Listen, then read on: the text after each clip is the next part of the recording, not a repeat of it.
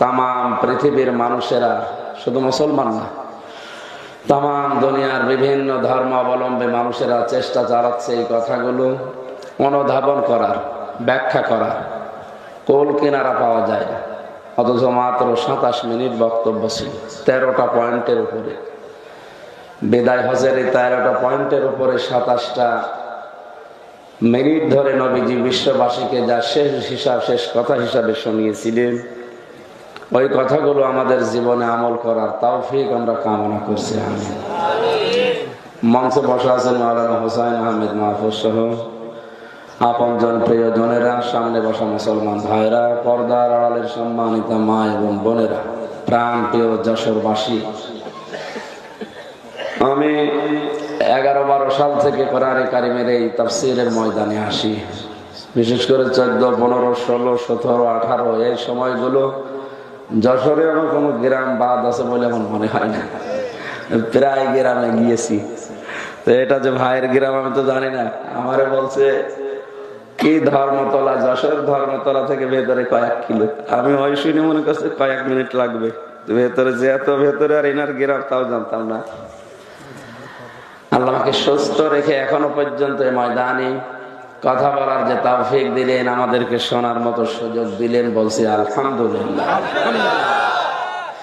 দরুদ ও সালাম পাঠ করছি আমাদের নবী মুহাম্মদ রাসূলুল্লাহ সাল্লাল্লাহু আলাইহি ওয়াসাল্লাম। কবির বিন সামাদ ভাইয়ের যে ছোট্ট ছেলেটা কয়েক কলি গজল বললেন আমাদের সামনে, এর ভেতরে আলেমরা মুক্ত থাকবে। মুফাসসিরদের কথা বলার জন্য পথ পরিষ্কার করে দেওয়া লাগবে। আশা করছি এই 2 লাইন সারা দুনিয়ায় ছড়াবে। বিশেষ করে বাংলাদেশের যারা দায়িত্বে আছে, আমাদের কণ্ঠগুলো চেপে না ধরে কোরআনের সঠিক কথাগুলো উপস্থাপন করার সুযোগ আমাদেরকে দান করবে। সূরা আনফাল থেকে আমরা মাত্র একটা আয়াত পড়েছি, 2 নাম্বার আয়াত। এখানে 3টা কাজের কথা আছে, পুরস্কারের কথা আছে 5টা। খুব ভালো করে শুনবেন। কাজ কয়টা বলেন? কাজ কয়টা? পুরস্কার 5টা। আল্লাহ পাক বলেন ইন্নামাল মুমিনুনা আল্লাযীনা ইযা যুকিরাল্লাহু ওয়াজিলাত কুলুবুহুম। সত্যিকারের মুমিন, আল্লাহর দৃষ্টিতে আসলে মুমিন বলা হয় তাদেরকে যাদের সামনে আল্লাহর নাম উচ্চারণ হলে তাদের কলিজা কেঁপে ওঠে। আপনি রাজনৈতিক ভাবে বিভিন্ন মতাদর্শ গ্রহণ করেছেন, এটা আমরা দেখতে পাচ্ছি। তো আপনি তো মুসলিম, আল্লাহর নাম যে উচ্চারণ করুক না কেন, ওটা যদি সঠিক পদ্ধতিতে হয়, শিরিক এবং কুফরি বেদাতি যদি সে ডাকের ভেতরে না থাকে, অবশ্যই আপনার অন্তরাত্মা কলিজা কেঁপে ওঠার কথা। আল্লাহর কথা তো ওই যে কি কাদরি বের হয়েছে চট্টগ্রামে, সেও বলতেছে জাহাঙ্গীর কিনার নাম যেন আমি জানি না, কবরের কাছে যে কলম পড়ানো হচ্ছে। এটা মৃত মানুষের কাছে বিশ্বনবী মুহাম্মদ রাসূলুল্লাহর জামানায় আমি এই 16 সালে গিয়েছিলাম হজে। ওই সময় একটা লোক কবরের কাছে দাঁড়িয়ে, তাও যেমন তখন কবর না, মুহাম্মদ রাসূলুল্লাহ কবর, সেখানে দাঁড়িয়ে হাত তুলে কি যেন বিড়বিড় করে চাচ্ছিলেন। পুলিশ তো ওর ভাষা বোঝে না, ওরে ডাক দিয়ে বলছে কি কি বলো। এই জায়গায় হাত তুলে কবরের কাছে বলা যাবে না। যদি কিছু বলার থাকে আল্লাহর ঘর কাবায় যাও, মসজিদে সেজদা দাও, আল্লাহকে নির্ভেজাল ভাবে মন থেকে ডাকো। ডাকার পদ্ধতি ওইটা। সুতরাং ডাক যারা দিচ্ছে, এই ডাকের ভেতরে যদি কোনো ধান্দা, উদ্দেশ্য, দুর্বিসন্ধি না থাকে, ওই ডাক শুনলে অবশ্যই মুমিন যারা, ঈমান যাদের ভেতরে যাররা পরিমাণও আছে, তাদের অন্তরাত্মা কাঁপবেই। আর যাদের ঈমান নেই, ওই মানুষগুলোর অন্তর কাঁপা দূরের কথা, ওদের বৃদ্ধি বাড়বে। শয়তানি তো আর বসে নেই। নবীজি কোরআনে কারীম শুনিয়েছিলেন আবু জেহেলকে এবং আবু বকর সিদ্দিক রাদিয়াল্লাহু তাআলা আনহুকে। দুইজনে তো আবু নাম দিয়ে শুরু। এক আবু কোরআন শোনার পরে তার ঈমান বেড়ে গেছে, আর আকাবু কোরআন শোনার পরে শয়তানি বেড়েছে। সুতরাং কোরআনের কথা শোনার পরে ঈমান যদি কারো থাকে, মাস্ট বি আল্লাহর ঘোষণা, তার ঈমান বাড়বে। আর আমি যতটুকু দেখতে পাচ্ছি এখানে অন্য ধর্মের কোনো মানুষ মনে হয় আসে নাই। মুসলিম হিসাবে কোরআনের এই প্রথম আল্লাহর দৃষ্টিতে যদি আমি মুমিন দাবি করি, আমার অন্তরাত্মা কেঁপে উঠবে। ওয়াইদা তুলিয়াত আলাইহিম আয়াতুহু, যখন আল্লাহর তেলাওয়াত করা হয় আয়াত, তখন যাদাতুহুম ঈমানা, তাদের ঈমান বেড়ে যায়। সুবহানাল্লাহ।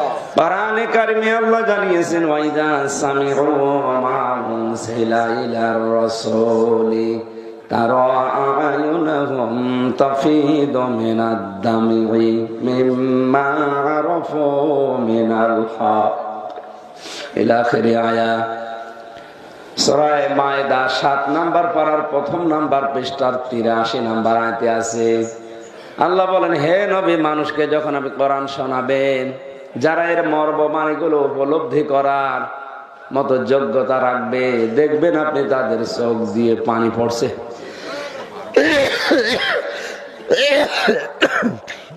আসলে শরীর তো সাপোর্ট দেয় না। আমরা এসেছি আমাদের ঈমান যা আছে যেন আরো বেড়ে যায়। আল্লাহর কোরআন শোনার পরে এটা যদি উপলব্ধি করে বুঝতে পারেন যে আসলে আল্লাহ কি বলতে চায় আর আমার জীবন কোন দিকে চলছে, আপনার ভেতরে যারা পরিমাণ ঈমান থাকলেও আল্লাহ এটা বাড়িয়ে দেবে। এই যে মাস চলছে শাবান মাস, এ মাসের অনেক আমল আমরা সে আবহমান কাল থেকে শুনে আসছি। অনেকে নতুন নতুন ফতোয়া বের করছে যে শবে বরাত নামে যেটা আছে নিসফে শাবান, এ বলে কিছু নেই। আমার দৃষ্টিতে আমি প্রায় 15টা হাদিস পেয়েছি, তাও নির্ভরযোগ্য। আপনি এইটাকে একেবারে ইবাদত মনে করে ফরজ নামাজ সব বাদ দিয়ে, কে শুনেছিল যে শবে বরাতে এক রাত ইবাদত করলে ও জান্নাতে না যেয়ে আর পারে না, ও ফরজ নামাজ ছেড়ে দিস। এইটা ধরেন চাকরি পাওয়ার পরে ওভার টাইম যদি কেউ করে তার বেতন বাড়বে। 5 ওয়াক্ত নামাজ আমাদের জন্য ফরজে আইন, মাস্ট বি, পড়াই লাগবে। মা বোন যারা আছেন, শুধু 3 দিন 5 দিন 7 দিন যে অসুস্থতা থাকে, এরপরে বাকি সময়টা নামাজে হেলা খেলা, নামাজে অলসতা করা যাবে না। আশা করছি আপনি মরণের আগ পর্যন্ত এই ওয়াজটা ভুলবেন না যে নামাজ মাস্ট বি, আমার পড়াই লাগবে। মুসলমানদের সামনে যদি নামাজের ওয়াজ করা হয় তো আমাদের ইজ্জত থাকে না। আশা করছি ফরজ নামাজ ছেড়ে দেবেন না। ফরজ নামাজ ছেড়ে দিলে আপনার দায়িত্ব আল্লাহ আর রাখে না, ছেড়ে দেয়। বলেন নাউজুবিল্লাহ। আর আল্লাহ যদি কারো দায়িত্ব ছেড়ে দেয়, ওকে 1 মিনিটও স্বাভাবিক ভাবে থাকতে পারবে না। রক্তের ভেতরে 5 প্রকারের ক্যান্সার হয়, একটা যদি লাগিয়ে দেয় শেষ। শুধু যশোর না, 14 বংশ বিক্রি করলেও ওর সাথে পয়সা হবে না। ঠিক এজন্য আল্লাহ যেন দায়িত্ব ছেড়ে না দেয়। আর উনি জানিয়েছেন যারা আমাকে সেজদা দেয় না তাদের আমি দায়িত্ব ছেড়ে দিই। জোরে বলেন নাউজুবিল্লাহ। পৃথিবীতে যত নিকৃষ্ট জীব আমরা নাম শুনি, তারাও বেনামাজিকে দেখতে পারে না, আল্লাহকে বলে এর মুখ যেন আমি না দেখি। আরো বিভিন্ন রকমের কথা আছে। কিয়ামতের ময়দানে সর্বপ্রথম ঈমানের পরে মানুষের যে হিসাব নেওয়া হবে তার নাম নামাজ। তার নাম কি? নামাজ। মুসলমান দাবি করেও যারা নামাজ পড়ে না, সে যে দল করুক জাহান্নামে যাবে। ঠিক, এটা তো আমি বানালাম নাকি? না। সূরা মুদাসসিরের ভেতরে আল্লাহ ঘোষণা দিয়েছেন, ক্বালু লাম নাকু মিনাল মুসাল্লিন। আল্লাহ পাক বলেন জাহান্নামের দারওয়ান ফেরেশতা মালিক ওই জাহান্নামী মানুষদেরকে জিজ্ঞাসা করবে, তোমরা কেন আসলে?